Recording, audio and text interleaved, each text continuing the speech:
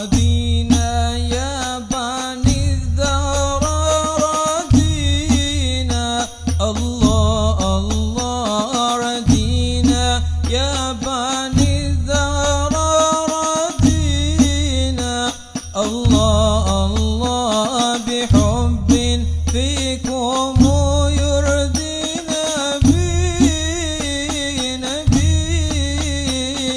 نبينا. Yang kami hormati dan sangat muliakan Datuk Wan Luqman bin Wan Haji Ibrahim dan Haji Wan Zaina bin Haji Wan Putih dari Kuala Lumpur, Malaysia. Yang kami hormati para pengasuh pondok pesantren dan asatidz. Yang kami hormati para tamu undangan wal hadirin, hadani Allah wa iyyakum ajma'in. Puji beserta syukur marilah kita panjatkan kehadirat Allah tabaraka wa ta'ala atas perkenan rahmat dan hidayahnya. Pada kesempatan yang mulia ini kita dapat berkumpul simpul bersilaturahmi, turut hadir di dalam rangka peletakan batu pertama pembangunan pondok pesantren Putri Asy-Syibuku dan launching Aswaja Center. Semoga sebagaimana Allah Subhanahu wa ta'ala telah mengumpulkan kita pada kesempatan yang mulia ini, kelak di yaumil jaza kita dapat dipertemukan kembali beserta salafun salih. Amin Allahumma ya rabbal alamin. Curahan salawat salam semoga deras selamanya atas baginda alam, yakni habibana al-mustafa wal musyafa' Nabi besar Muhammad sallallahu alaihi wa alihi wasallam, kepada keluarga beserta sahabat, kepada tabi'in atba'ut tabi'in, dan tentunya semoga kepada kita sekalian sebagai penganutnya. Amin ya Allah ya rabbal alamin. Hadirin yang kami hormati, beberapa mata acara yang akan diketengahkan pada kesempatan ini di dalam rangka peletakan batu pertama dan launching Aswaja Center, yaitu yang pertama pembukaan, yang kedua pembacaan ayat suci Al-Quran, yang ketiga prakata, dan keempat sambutan ketua panitia, 5 prosesi peletakan batu pertama, yang keenam tausiah, yang ketujuh mahlul qiyam, dan terakhir doa penutup. Demi efektifnya waktu, marilah kita mulai dengan acara yang pertama, yaitu pembukaan dengan sama-sama membacakan Ummul Quran. Ala hadhihi niyyah wa likulli niyatin salihah nas'alullaha al-barakah wa ila hadratin nabi sayyidina Muhammadin sallallahu alaihi wasallam. Al-Fatihah. Ya bani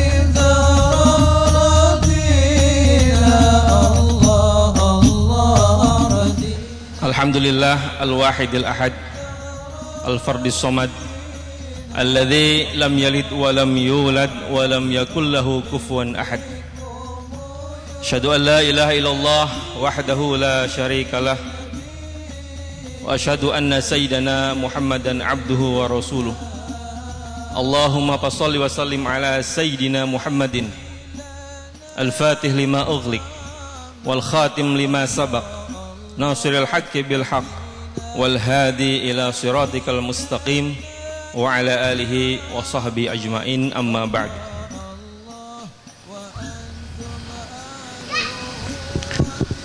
Yang mulia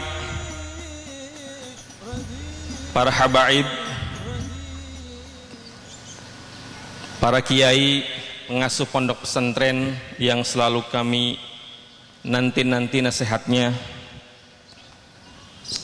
wabil khusus kepada guru kita Al-Mukarram Habib Mikdad Baharun dan guru kita Al-Mukarram Al-Habib Quraisy Baharun yang telah mensupport keberadaan Aswaja Center sehingga pada kesempatan siang ini alhamdulillah bisa di-launching.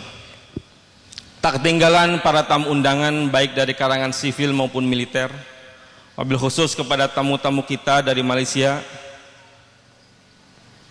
Semoga kehadiran kita semua mendapatkan ridho dari Allah Subhanahu wa taala. Amin ya rabbal alamin. Syukur alhamdulillah kami panjatkan bahwa pada kesempatan yang berbahagia ini kita bisa bertemu di dalam acara mulia, yaitu pertama peletakan batu pertama pondok pesantren, pembangunan pondok pesantren Putri As-Sidqu, kemudian yang kedua launching Aswaja Center. Semoga kedua niat kami ini bisa mendapatkan ridho dari Allah Subhanahu wa taala dan menjadi wasilah kokohnya ajaran ahli sunnah wal jamaah khususnya di bumi Kuningan.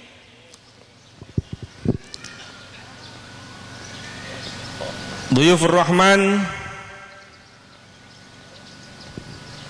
adalah latar belakang kenapa kami diperintahkan oleh para habaib dan para kiai, wabil khusus Habib Quraisy, untuk memfasilitasi kajian Ahlus Sunnah wal Jamaah. Bahwa ketika reformasi muncul, salah satu kekuatan sosial yang tak terduga adalah menjamurnya gerakan Islam baru di Indonesia. Gerakan ini cukup mencengangkan karena ternyata tanpa kita duga-duga, aksi dan gerakannya relatif mampu menarik sebagian kalangan Islam di Indonesia.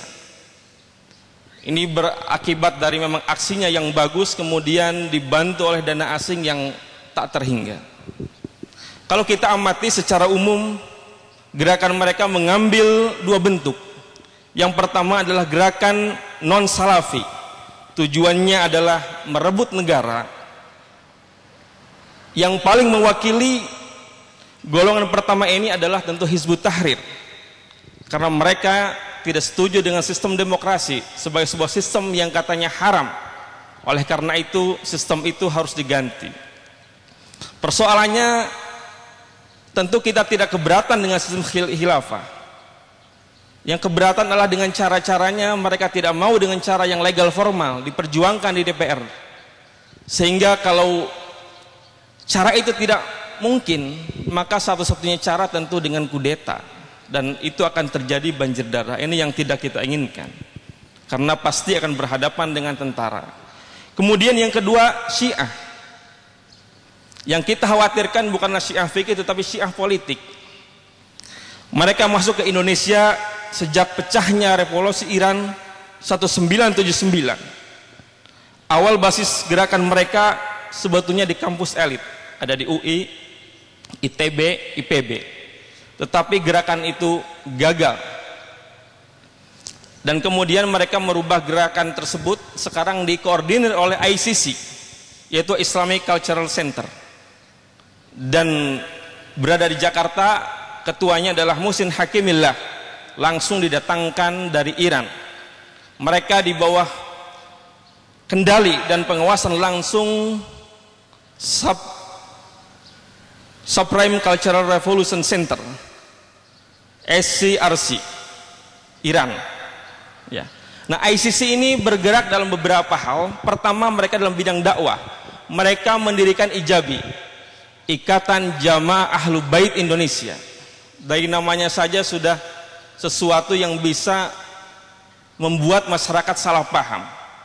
Nah, IJABI ini bergerak di dalam bidang kemasyarakatan dan strukturnya sudah nasional, dari pusat sampai tingkat daerah 2 sudah ada. Kemudian ada lagi di bawah departemen dakwah mereka ada yang disebut dengan Yayasan Oase. Yayasan ini adalah yayasan yang tugasnya memobilisasi opini publik. Kemudian juga mereka masuk ke bidang politik, dan sekarang yang sedang digarap, dan ini bukan menduga-duga, adalah politik parlementer. Banyak dari tokoh mereka sekarang masuk ke partai politik besar.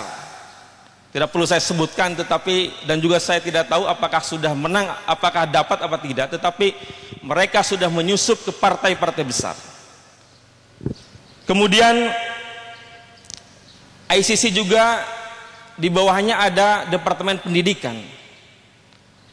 Mereka mendirikan lembaga pendidikan Syiah di daerah-daerah. Mereka mencetak buku secara besar-besaran dan kemudian membagikannya. Dan mereka memberikan beasiswa secara royal. Dan menurut laporan kemarin hasil seminar dengan Habib Baharun bahwa ada sekitar 7.000 pelajar Indonesia yang berada di Iran yang pada tahun-tahun mendatang siap membajiri kita dengan pemikiran-pemikiran Syiahnya. Hal-hal inilah yang membuat kita memang segera harus merapatkan barisan dan kemudian mengkaji pemikiran mereka. Kemudian ada gerakan Salafi yang berusaha mewujudkan cita-cita sosial politik Islam yang berbeda selama ini, yang berbeda dengan yang sudah-sudah. Dulu ada tahlilan, orang tidak mempermasalahkan, muludan tidak permasalahkan. Sekarang mereka menyatakan itu bid'ah, itu syirik dan lain sebagainya. Mereka diwakili oleh Wahabi dengan berbagai variannya. Ada Majlis Mujahidin Indonesia, ada Majlis Tafsir Al-Quran, di wilayah 3 ada As-Sunnah. Ini semua kita sebut sebagai tantangan karena mereka mencoba mendeskripsikan kita dan mengatakan kita sebagai bid'ah, sebagai musyrik, sehingga pada akhirnya kepercayaan masyarakat akan hilang.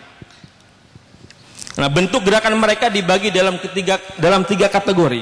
Yang pertama adalah jihadis. Bentuk aksi politik berupa tindakan kekerasan atas nama jihad. Yang konyolnya, kadang gerakan bunuh diri itu terjadi korbannya orang Islam. Bahkan di Cirebon pernah terjadi pengeboman tersebut berada di masjid pada saat sedang dilangsungkan Jumatan, ya, sekitar tahun 2011. Kemudian ada gerakan reformis. Ya, bentuk aksi politik mereka adalah dengan menekan pemerintah. Ini dengan cara partai-partai yang partai-partai tertentu, pembasisan mereka adalah di musola-musola, di masjid-masjid. Ini yang menjelaskan kenapa ada perebutan masjid, ada perebutan musola, ada perebutan sekolah. Karena mereka datang ingin merebut itu untuk melakukan pembasisan massa. Kemudian yang terakhir, pola gerakan mereka adalah sistem rejeksionis. Ya, bentuk aksi politik, bentuk gerakan politik penolakan terhadap sistem demokrasi dan melakukan tekanan-tekanan terhadap kebijakan pemerintah. Nah, beberapa gerakan Islam yang muncul dan kita kenal setelah reformasi, walaupun sebelumnya barangkali sudah ada, adalah bisa saya sebut di sini IJABI, Ikatan Jamaah Ahlul Bait Indonesia, di bawah Syiah, di bawah ICC. Kemudian HT, Hizbut Tahrir Indonesia, HTI. Ada Darul Islam, ada Majlis Mujahidin Indonesia, ada Laskar Jihad, ada As-Sunnah. Kemudian ada yang sifatnya informal, ada di sana Abdul Hakim Haddad, ada Yazid Zawaj, kemudian ada Husain Aswad. Kemudian di Kuningan sendiri tidak kalah beratnya tantangan kita menghadapi Ahmadiyah. Ada sekitar 2.888 anggota Ahmadiyah di Indonesia yang tercatat. Kemudian ada Jamaah Islam sekitar 66. Ada Milah Ibrahim yang tercatat ada 5. Ada LDII sekitar 773. Ada Madrais sekitar 3.000-an untuk di Cigugur, kemudian di Subang sekitar 30-an. Ya, yang paling terasa dan akan menjadi fokus pertama kita adalah tentu kajian tentang Wahabi dan Syiah. Kenapa? Karena Wahabi seperti tadi dikatakan menyudutkan kita, membidah-bidahkan kita melalui tindakan-tindakan yang provokatif karena disiarkan secara luas baik melalui radio maupun melalui televisi, dan efeknya tentu kalau keamanan tidak sigap akan terjadi bentrokan di tingkatan grassroots. Kemudian yang kedua, Syiah. Syiah ini memang untuk di Kuningan tidak terlalu terasa, tetapi sebetulnya lebih bahaya. Oleh karena itu, dari sekian latar belakang ini, inilah yang kemudian Habib Quraisy dan didukung oleh Habib Mikdad memerintahkan kami untuk mempersiapkan ya, rumah untuk membentengi akidah Ahlus Sunnah wal Jamaah. Oleh karena itu, lembaga Ahlus Sunnah Aswaja Center Kuningan konsen di bidang kajian, pemikiran, dakwah aswaja dan bersifat non-partisan. Kemudian tujuannya adalah membentuk masyarakat Kuningan yang mampu membentengi diri dan keluarganya dari faham-faham lain, serta dapat meyakinkan orang lain atas kebenaran paham aswajanya. Kemudian visinya terwujudnya wawasan keislaman yang bermanhaj Ahlus Sunnah wal Jamaah ala para habaib, para kiai pesantren, dan didasarkan pada ajaran Rasulullah Sallallahu Alaihi Wasallam dan para sahabatnya. Misinya adalah mengaktualisasikan pemahaman umat tentang keislaman Ahlus Sunnah wal Jamaah, kemudian meningkatkan pemahaman, penghayatan, pengamalan nilai Islam manhaj Ahlus Sunnah wal Jamaah sebagai perilaku umat dalam praktek kehidupan sehari-hari. Untuk mewujudkan visi dan misi di atas dibentuklah program untuk jangka pendek adalah untuk pembenahan struktur dan infrastruktur, kemudian ada kajian intensif terutama untuk anggota tetap, kemudian ada daurah ilmiah atau workshop terkait dengan isu-isu Ahlus Sunnah wal Jamaah, kemudian pengadaan perpustakaan yang kebetulan kitab-kitabnya sulit kita dapatkan sehingga harus mendatangkan dari Timur Tengah, dan sekarang masih di dalam proses walaupun baru sedikit sekali. Kita butuh sokongan untuk pengadaan kitab-kitab ini. Kemudian juga kita akan mengadakan pengajian Jumatan, sejumat sekali, 1 minggu sekali, yaitu tahqiqul bid'ah, karena bid'ah ini merupakan pasal karet yang digunakan oleh kaum Wahabi untuk membidah-bidahkan orang-orang yang tidak sepaham dengan dirinya. Untuk jangka menengah kita akan mengadakan bahsul masail akidiyah, al-aqaidiyah, kemudian membuat buletin bulanan Ahlus Sunnah wal Jamaah, kemudian bedah buku keaswajaan di tempat-tempat strategis, di Masjid Agung, di kampus-kampus. Kemudian untuk jangka panjangnya kita berharap Aswaja Center ini tidak hanya ada di Kuningan, tidak hanya ada di Sampora, tetapi meluas ke berbagai tempat, karena tantangan kita tidak bisa kita hadapi secara sendiri-sendiri. Kemudian kita akan membuat buku-buku terkait aswaja, penguatan aswaja. Kemudian yang selanjutnya kita akan mengadakan pelatihan-pelatihan keaswajaan di masyarakat-masyarakat yang selama ini tidak tersentuh. Demikian sekelumit atau sekilas pandang tentang Aswaja Center Kuningan. Mohon doa dari para habaib, para kiai, para asatidzah dan teman-teman semua, karena tanpa itu kami bukan siapa-siapa dan tidak bisa apa-apa. Terima kasih atas kehadiran para tamu semuanya. Terima kasih kepada Habib Quraisy yang all out mendukung kita baik secara pemikiran maupun secara tempat. Kemudian terima kasih kepada teman-teman di Aswaja Center yang alhamdulillah sangat militan, kepada Ketua Yayasan Pak Haji Maman, Pak Haji Heri, Pak Haji Eman, ada Kang Maksum dan lain-lain. Mohon maaf atas segala kekurangan. Semoga apa yang kami cita-citakan mendapatkan ridho dari Allah Subhanahu wa taala. Astagfirullahaladzim wal afu minkum. Wassalamualaikum warahmatullahi wabarakatuh.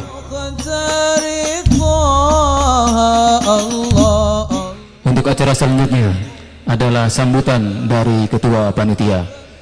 Dalam hal ini akan disampaikan oleh yang terhormat Bapak Haji Abdurrahman SE.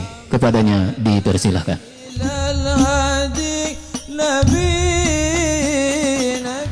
Alhamdulillahi Rabbil Alamin, wabihi nasta'inu ala umuri dunia waddin, wassalatu wassalamu ala asrafil anbiya wal mursalin, sayyidina wa maulana Muhammadin wa ala alihi wa ashabihi ajma'in. Amma ba'd. Yang saya hormati dan saya muliakan para habaib, para kiai, para ulama, Habib khusus Habib Thohir, Habib Bigdad, Habib Quraisy, Datuk Lukman dan Wan Ajis yang saya cintai, rekan-rekan panitia,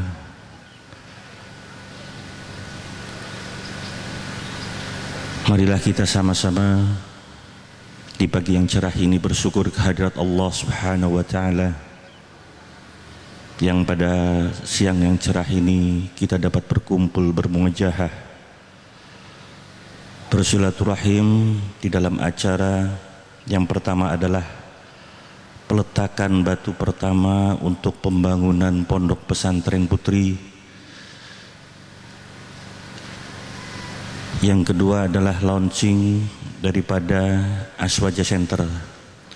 Mudah-mudahan apa yang kita lakukan selalu mendapatkan bimbingan dan ridha Allah Subhanahu wa Ta'ala. Salam serta salawat serta salam semoga senantiasa Allah limpah curahkan kepada junjungan kita baginda Rasulullah sallallahu alaihi wasallam, kepada keluarganya, kepada para sahabatnya, kepada umatnya. Insyaallah kita semua termasuk umat yang dicintai oleh Rasulullah sallallahu alaihi wasallam. Para hadirin yang dimuliakan Allah Subhanahu wa Ta'ala, barangkali tadi oleh Ketua Direktur Aswaja Center sudah dijelaskan panjang lebar maksud dan tujuan pada hari ini.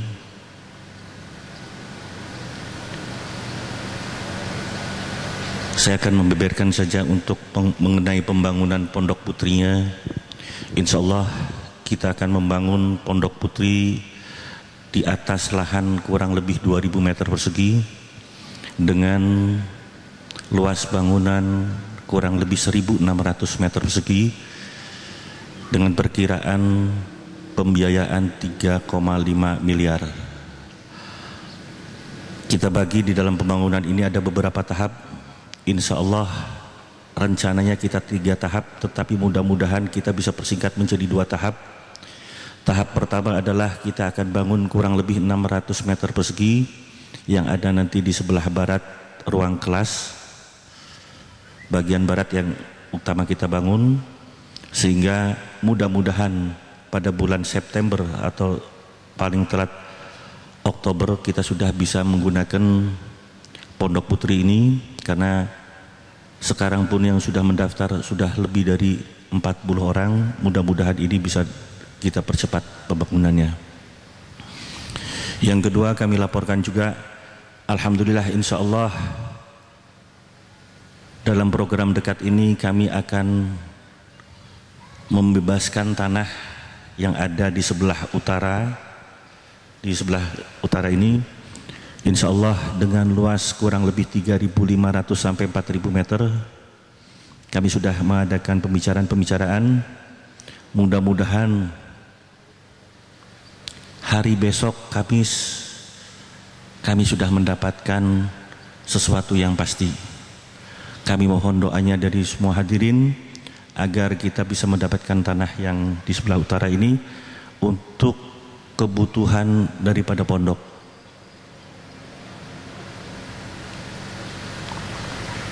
Selanjutnya barangkali di dalam pemanfaatan lahan ini masih ada sebetulnya yang kita ingin mendapatkan, yaitu di sebelah selatan yang memang mempunyai nilai-nilai yang sangat strategis, sehingga kalau yang utara maupun selatan nanti sudah bisa kita kuasai, mudah-mudahan apa yang kita cita-citakan Pondok Pesantren Asidku ini menjadi sentral daripada pengajaran dan pemahaman Aswaja. Barangkali itu saja yang dapat saya sampaikan.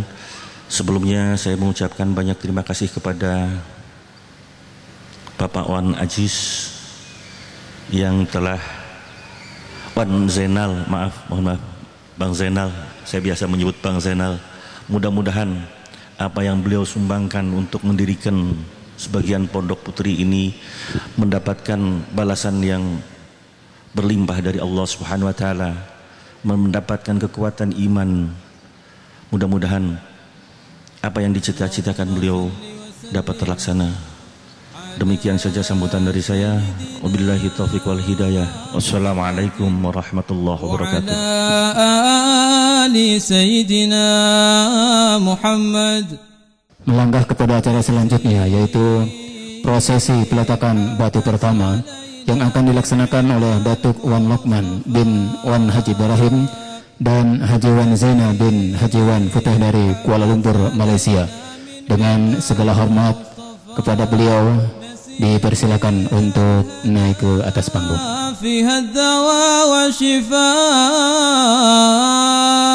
بشامها يصلح ظاهر لنا والخفاء.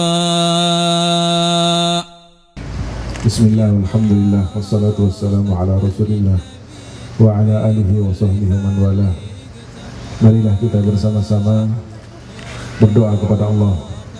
Mudah-mudahan peletakan batu pertama yang akan dilaksanakan oleh saudara kita Wan Zainal bin Wan Putih dari Kuala Lumpur, Malaysia akan senantiasa diberkati oleh Allah Subhanahu wa taala dan akan dilanjutkan keberkahannya sampai segala cita-cita mulia daripada pesantren As-Sidqu putra dan putri ini betul-betul diijabah oleh Allah Subhanahu wa taala.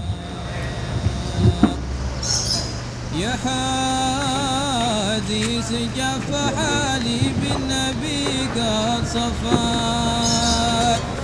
يا حديث جف حالي اللهم صل على محمد. إذا بدت عيني جود الله النفاق. الله حسبي اللهم صل على محمد. اللهم صل على سيدنا محمد. اللهم صل على سيدنا مولانا محمد بالقبول وتمام كل سوء المأمول وإلى حضرة الرسول سيدنا محمد صلى الله عليه وسلم. سد الفاتحة. أمنون علينا برفقة عبدك المصطفى. Assalamualaikum warahmatullahi wabarakatuh.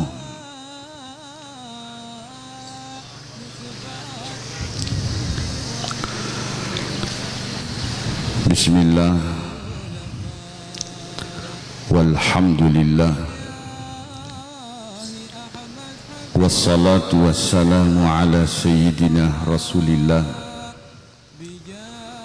Sayyidina Muhammad ibn Abdillah wa ala alihi wa sahbihi wa mawala la hawla wa la quwwata illa billah, amma ba'du.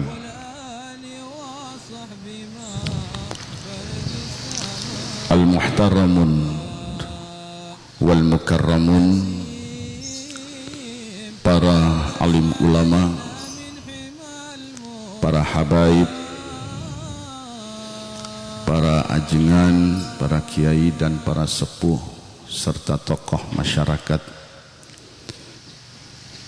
yang kami hormati,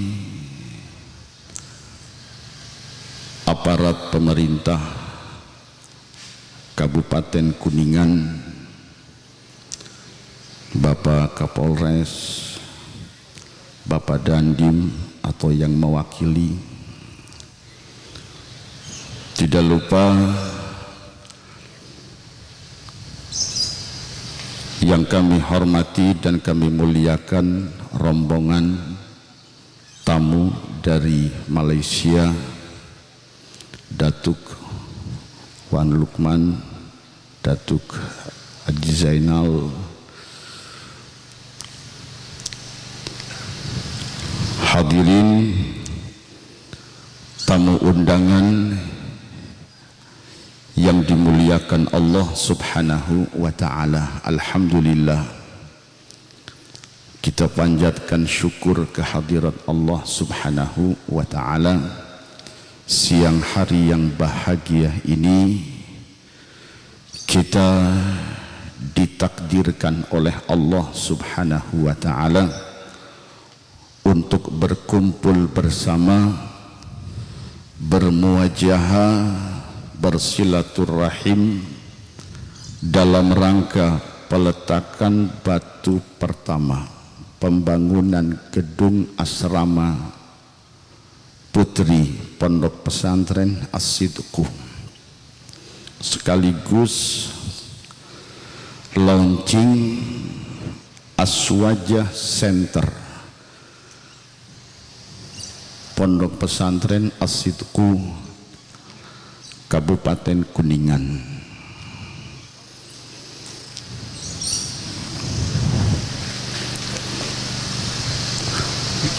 Jamaah yang dimuliakan Allah Subhanahu wa ta'ala, kita sudah ikuti bersama acara sejak awal, diawali dengan sambutan dari Direktur Aswaja Center, dilanjut dengan sambutan Ketua Yayasan Pondok Pesantren As-Sidqu, di mana kita semua yang hadir,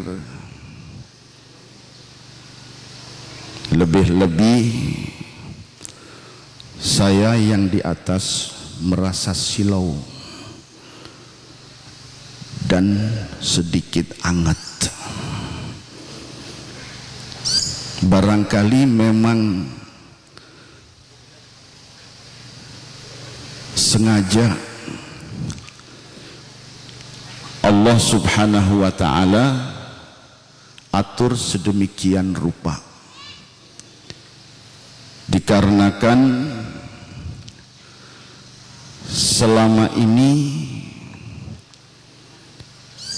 kita lihat bagaimana jamaah Aswaja begitu adem, begitu kalem, ya mungkin perlu sedikit diangeti kali.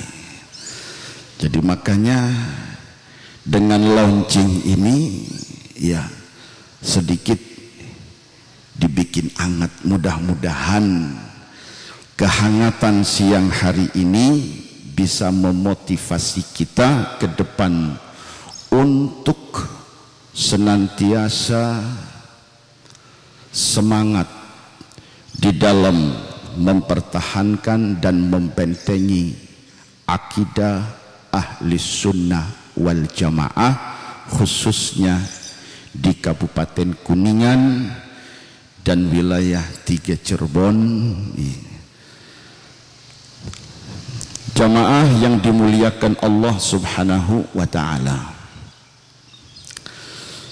berbicara tentang ahlus sunnah wal jamaah tidak lepas dari 2 hal. Yang pertama, Al-Quran dan hadis. Allah Subhanahu wa ta'ala di dalam Al-Quran menegaskan dan mengingatkan kepada kita umat bahwa Islam yang merupakan cahaya kebenaran, cahaya hidayah yang Allah turunkan lewat baginda Nabi Muhammad sallallahu alaihi wasallam, senantiasa akan selalu mendapat tantangan, hambatan dan semacamnya.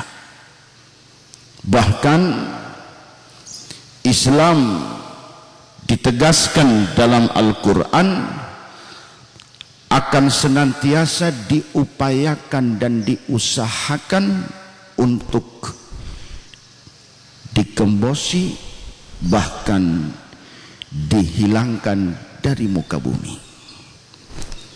Tegas di dalam Al-Quran Allah subhanahu wa ta'ala berfirman, yuriduna ayyutfi'u nurallah. Mereka orang-orang kafir, orang-orang musyrik, yuriduna, mereka menginginkan, dan keinginan mereka disertai dengan upaya yang sangat luar biasa. Mereka korbankan segala yang mereka miliki. Mereka habiskan segala yang mereka punya untuk membuktikan bahwa mereka mampu melenyapkan cahaya Islam yang diturunkan Allah subhanahu wa ta'ala. Yuriduna an yutfi'u nurallah biafwahihim. Tetapi Allah janji, wa ya'ballahu, dan Allah subhanahu wa ta'ala tidak akan pernah membiarkan cahaya Allah dipadamkan, agama Allah di bumi hanguskan. Allah tidak akan ridho, Allah tidak akan biarkan. Dari zaman Rasul sallallahu alaihi wasallam, Allah subhanahu wa ta'ala sudah tunjukkan bahwa apa yang mereka inginkan tidak akan pernah berhasil. Sekalipun nampak kelompok Ahlus Sunnah wal Jamaah yang mempertahankan Islam dengan akidah yang benar, dengan pemahaman yang benar yang diwariskan langsung dari Nabi Muhammad sallallahu alaihi wasallam lewat para sahabat, para tabi'in, tabi'ut tabi'in, dan ulama-ulama yang ikhlas di dalam membentengi dan menjaga syariat Allah subhanahu wa ta'ala. Alhamdulillah sampai hari ini Nabi jelaskan dalam satu riwayat hadis, la tazalu ta'ifatun min ummati zahirina 'alal haqq. La tazalu ta'ifah, akan tetap terus ada, akan tetap eksis, akan tetap terus bersemangat. Siapa? Ta'ifah, komunitas, sekalipun kecil. Dan ini terbukti sepanjang sejarah dari sejak zaman Rasul sallallahu alaihi wasallam. Jamaah yang dimuliakan Allah subhanahu wa ta'ala, zaman Rasul Islam itu satu, akidahnya satu, amaliyahnya satu.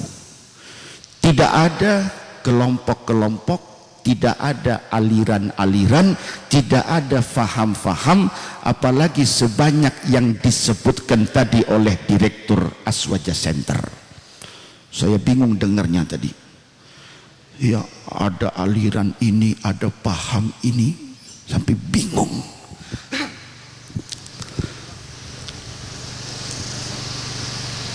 Sebetulnya hal yang disebut tadi sudah Nabi sampaikan 14 abad yang lalu, sehingga kita umat Islam tidak perlu bingung.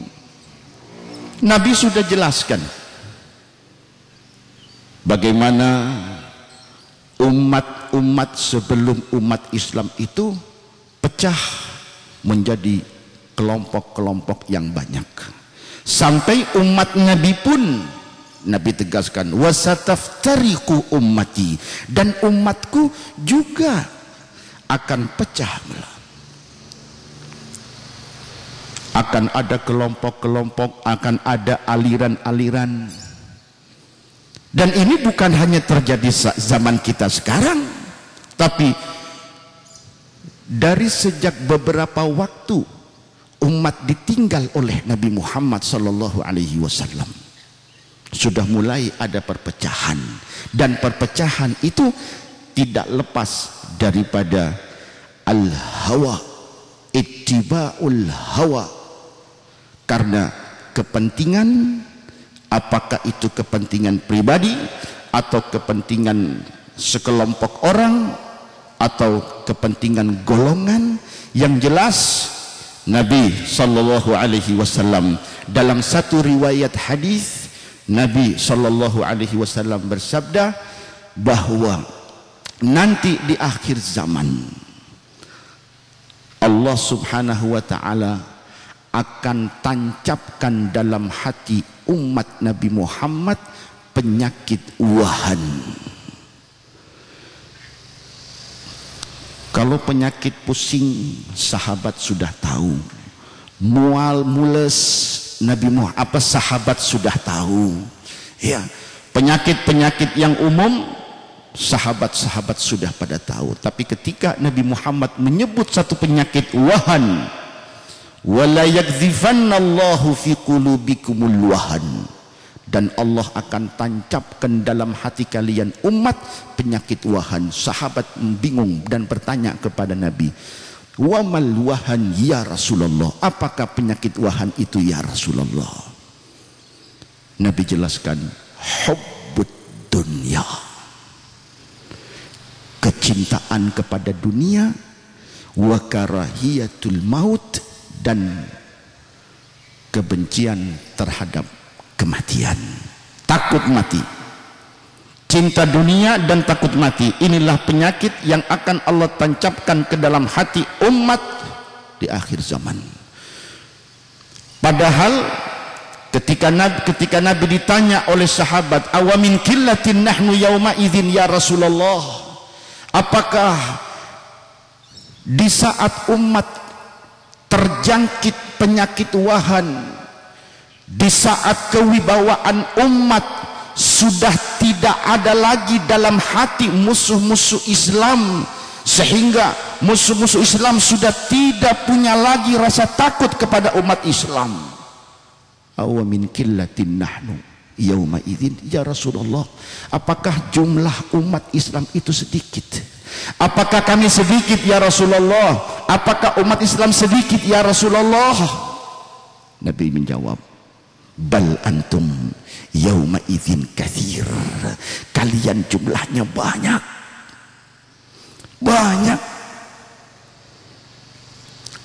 Khaira annakum ghutha ka ghutha'is sail, hanya saja banyaknya kalian tidak jauh beda dengan buih yang ada di atas air laut, ibarat busa buih.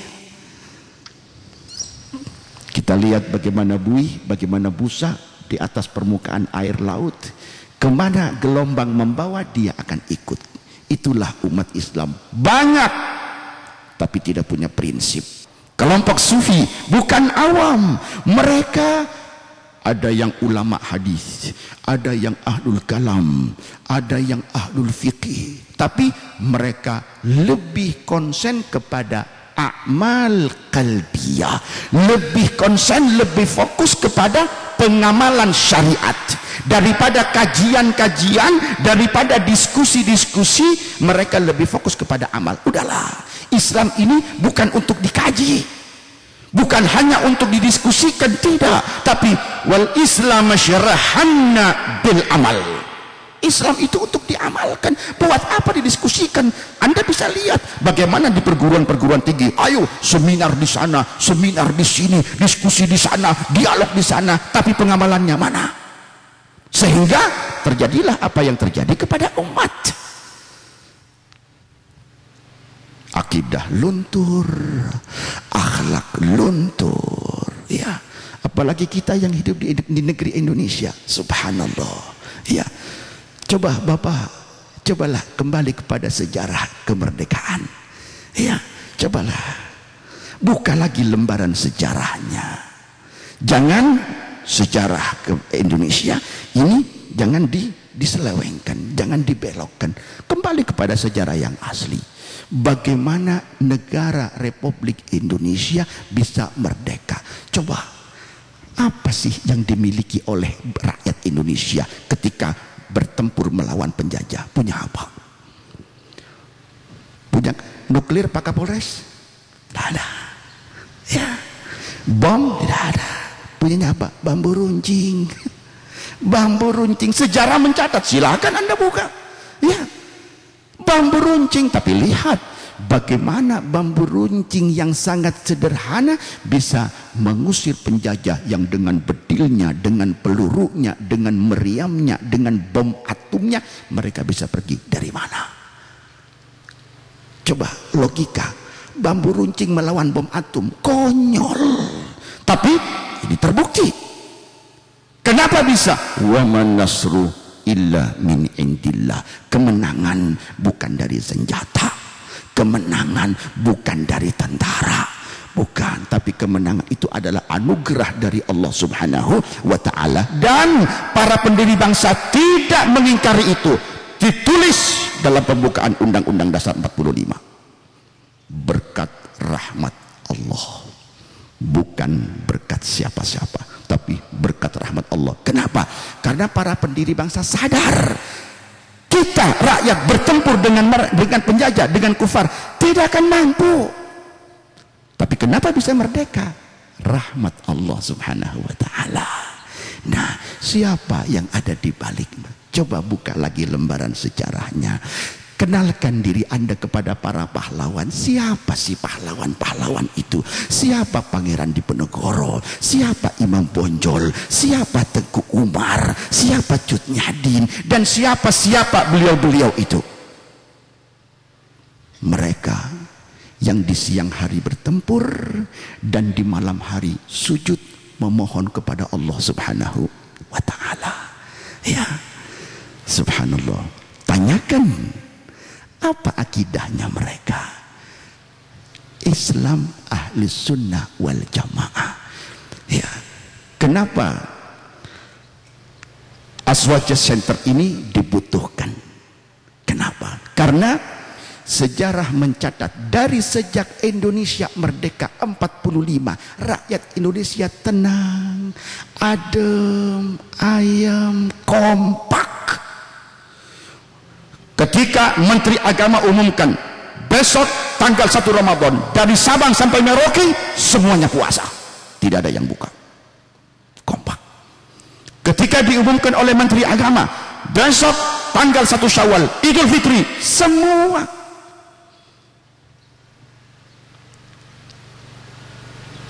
baru masuklah paham-paham baru, aliran-aliran baru yang merasa dan merasa. Subhanallah. Ini yang mengancam keutuhan NKRI. Ini paham-paham yang begini. Dari dulu aman, adem ya. Coba Pak, dari mulai Indonesia merdeka, ya, ada umat Islam demo? Tidak ada. Umat Islam demo? Tidak ada. Nih, baru-baru kemarin ini muncul demo-demo. Ya, subhanallah. Ulama mengajarkan akhlak, adab, taat kepada ulul amr. Tapi justru yang baru-baru ini yang mengajak kita menentang, yang mengajak kita demo, bahkan menurunkan, subhanallah. Nah, inilah pentingnya Aswaja Center. Kenapa? Kita ingin ke depan bagaimana umat Islam, khususnya Kabupaten Kuningan, wilayah Cirebon, dan umumnya masyarakat Islam Indonesia bisa kembali sadar, kembali tahu apa sih ahli sunnah wal jamaah. Jangan kita mendengar dari sana, oh ini ahli sunnah wal jamaah, ikut tanpa tahu benar tidak ahli sunnah wal jamaah. Nah, di sini sedikit saya teruskan. Setelah zaman tabi'in sudah mulai berakhir, ya, muncullah kelompok-kelompok.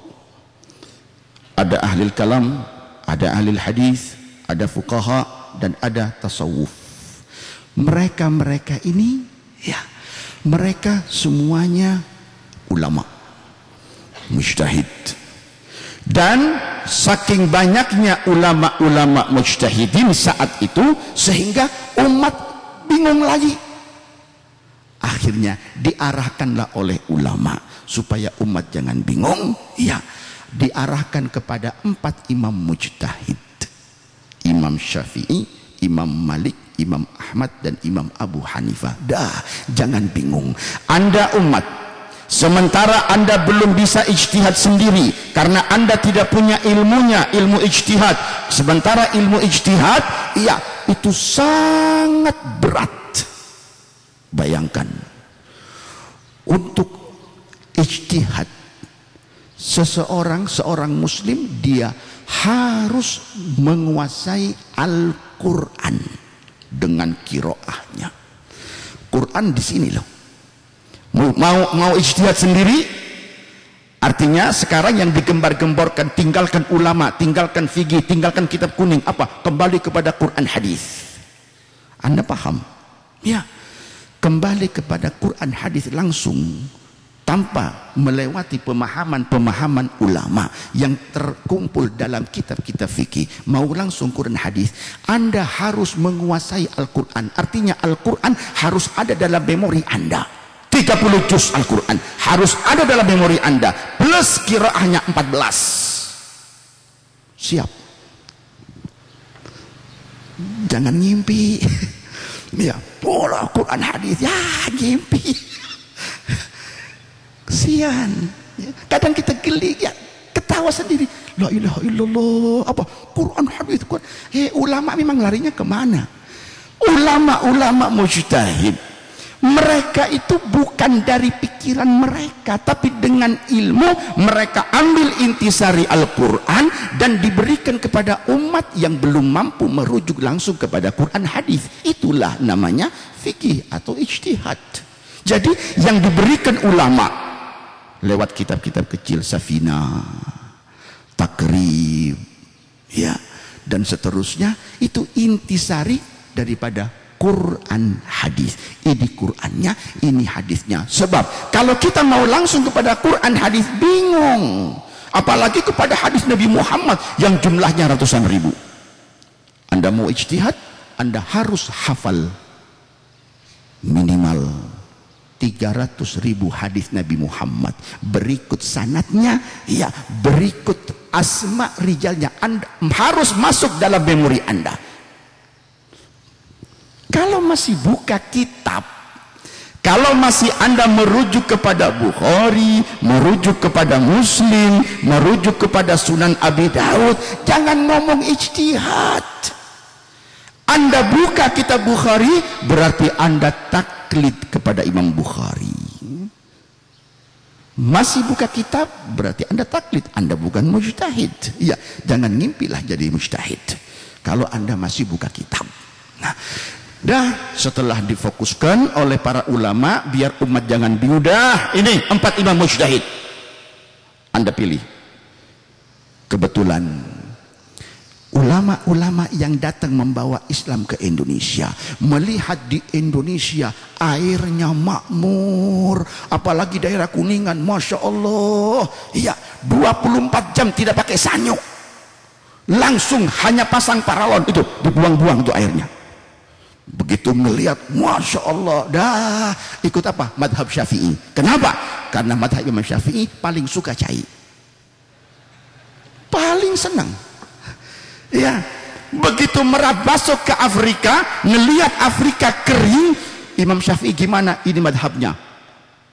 Ada air sedikit, ada air banyak, ada air mustakmal. Bingung orang Afrika, nggak masuk.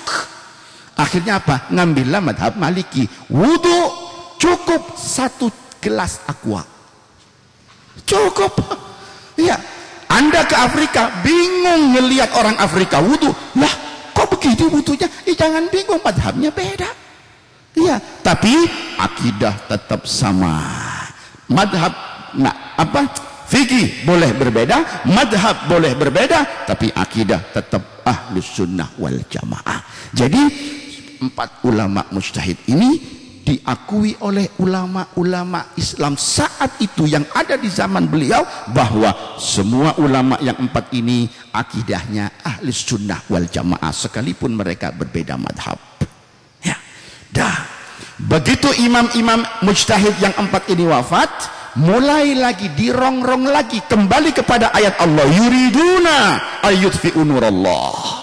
Ketika umat sudah tenang, bisa mengamalkan Quran hadis dengan betul, sekalipun belum mereka bisa ijtihad sendiri, mengikuti ijtihad, hasil ijtihad para ulama, akhirnya apa? Digoyang lagi. Goyang lagi, muncullah kelompok baru lagi. Ya, apa? Menamakan dirinya ahlul adli wat tauhid. Siapa? Yang dikenal dengan Mu'tazilah. Dengan pemahaman-pemahaman yang Masya Allah, ya, Allah dibolak-balik, Allah dibolak-balik, subhanallah.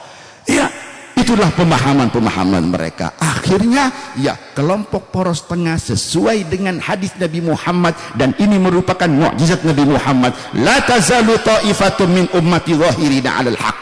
Tetap mereka menyerang, ditepislah oleh 2 ulama yang terkenal dengan nama Abul Hasan Al-Asy'ari dan Abu Mansur Al-Maturidi. 2 ulama inilah yang kemudian dikenal oleh ulama Islam seluruh dunia dengan nama Ahlus Sunnati wal Jamaah.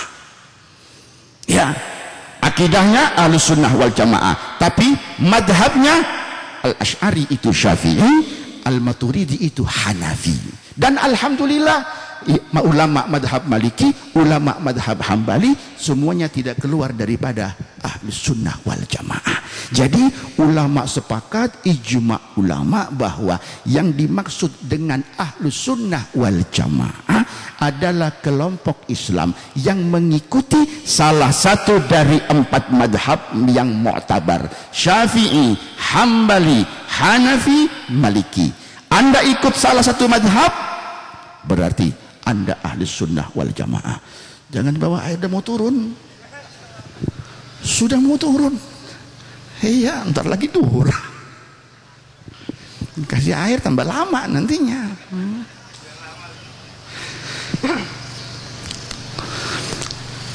Jadi sekali lagi, jamaah yang dimuliakan Allah subhanahu wa ta'ala, in aqadal ijma', ijma' sudah terjadi, sudah ada kesepakatan ulama Islam seluruh dunia. Dimanapun ulama ditanya, siapa kelompok ahli sunnah wal jamaah?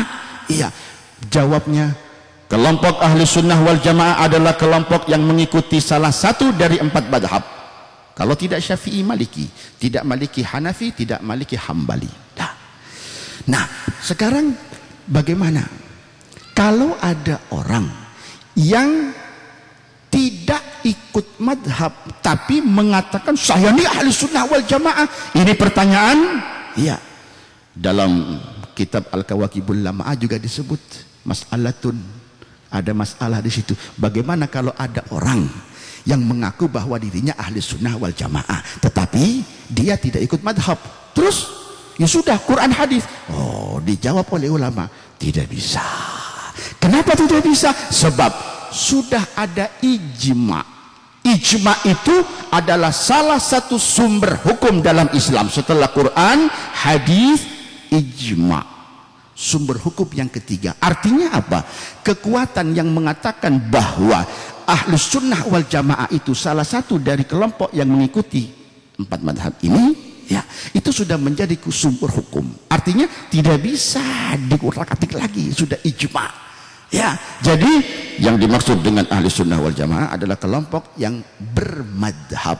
Anda tidak bermadhab, jangan mengaku ahli sunnah wal jamaah. Nah, terus kenapa ada ahli sunnah wal jamaah?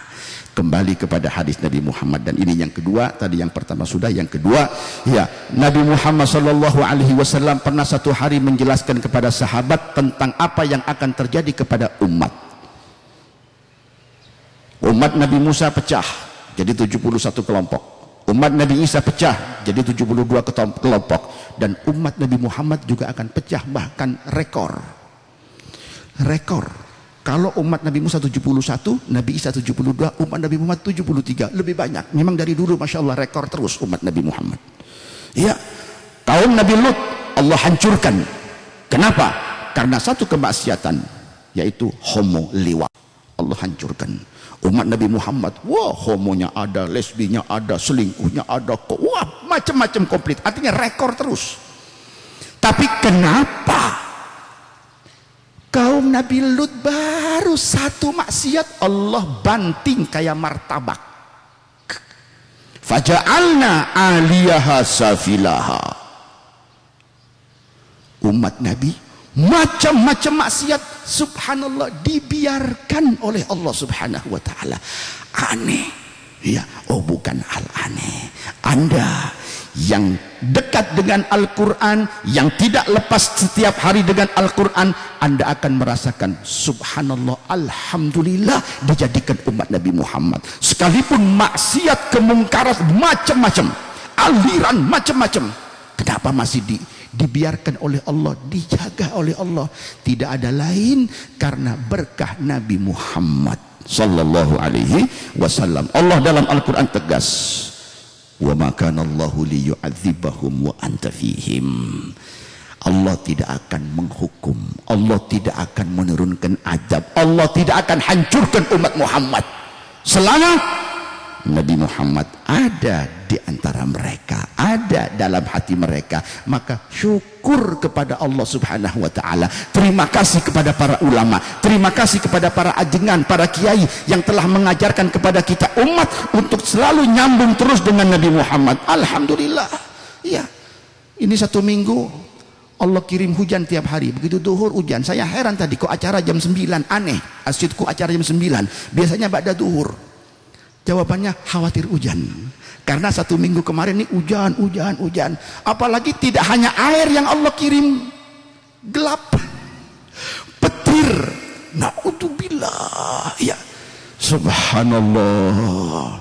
Jadi Anda harus sadar bahwa itu petir gelap yang Allah kirim, itu peringatan dari Allah subhanahu wa ta'ala. Artinya apa? Kita diajak beringat kepada Allah, sadar kembali kepada Allah.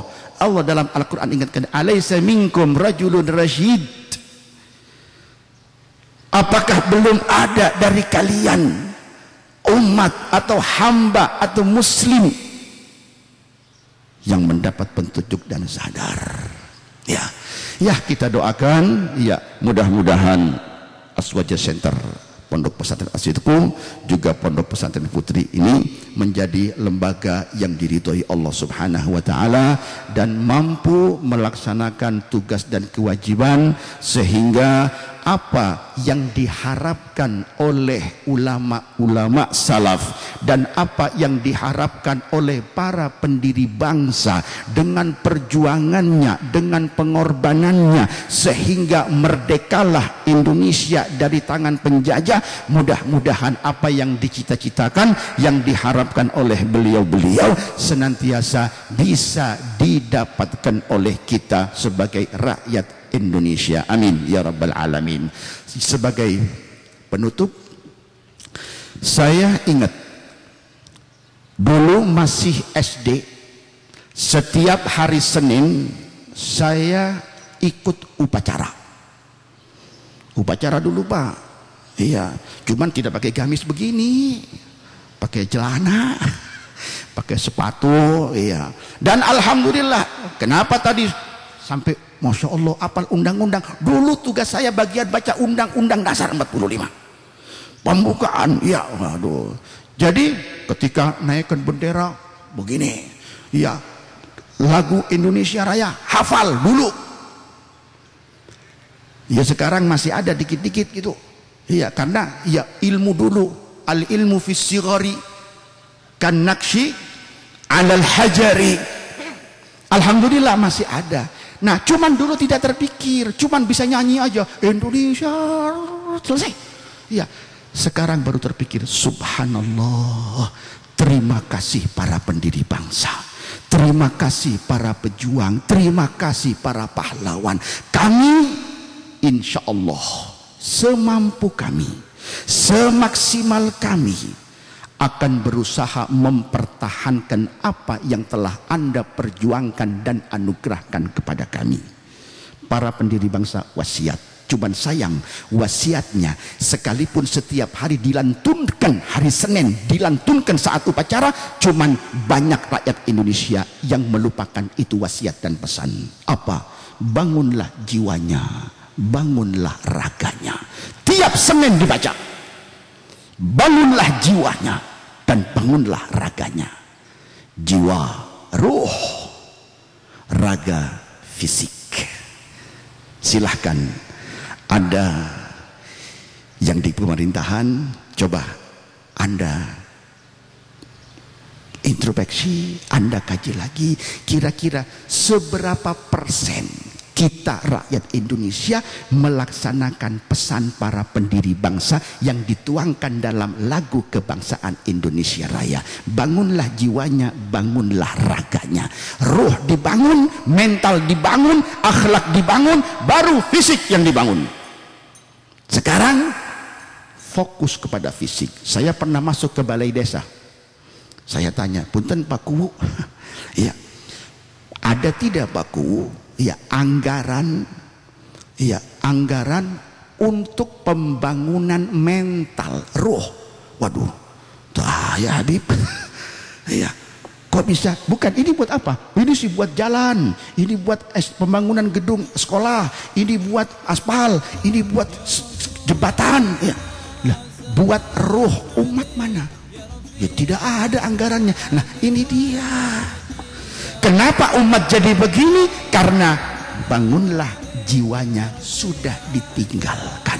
Barangkali ya beberapa pemilu ke depan, barangkali Pak Kapolres jadi presiden, ya, atau Pak Kasdim jadi presiden, ya tolong, ya saya cuman tetap titip pesan apa, bangunlah jiwanya. Ini yang diprioritaskan jika kita inginkan Indonesia menjadi negara yang makmur.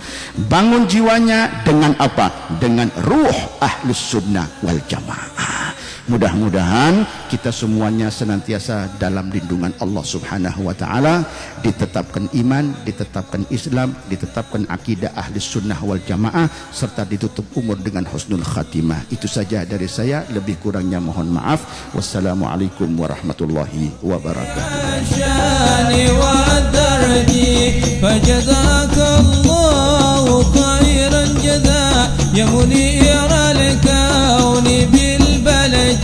يا رسول الله سلام عليك يا رفيع الشان والدرج فجزاك الله خير الجزاء يا منير الكون بالبلد يا رسول الله سلام عليك يا رفيع الشان والدرج أهل بيت المصطفى هم أمان الأرض فالذاكرين يا رسول الله سلام عليك يا رفيع الشان والدرج شبهوا بالأنجم ذهري مثل ما قد جاء في سنني يا رسول الله سلام عليك يا رفيع الشان ربي فنفعنا ببركتهم واهدنا الحسنى بحرمتهم يا رسول الله سلام عليك يا رفيع الشان والدرج ربي فنفعنا ببركتهم واهدنا الحسنى بحرمتهم يا رسول الله